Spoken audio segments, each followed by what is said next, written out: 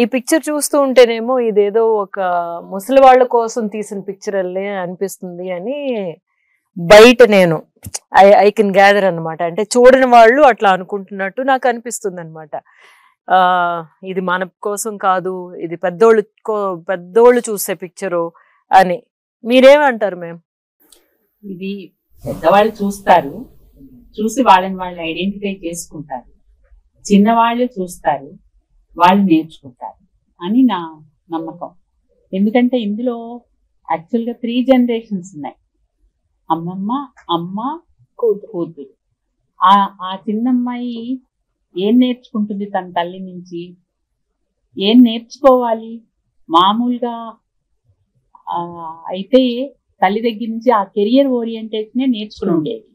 కానీ తల్లి మారటంతో ఆ చిన్న పిల్ల కూడా ఈ గ్రూప్ లోకి వచ్చేసి అంతటినీ ఆనందిస్తుంది. సో అది పిల్లలకు పెద్దవాళ్ళకి మధ్య ఉండేటటువంటి ఒక సజీవమైన సంబంధాన్ని గురించి మాట్లాడుతుంది. కాబట్టి చిన్న పిల్లల నుంచి పెద్దవాళ్ళ వరకు అందరూ దాన్ని ఐడెంటిఫై అవుతారు.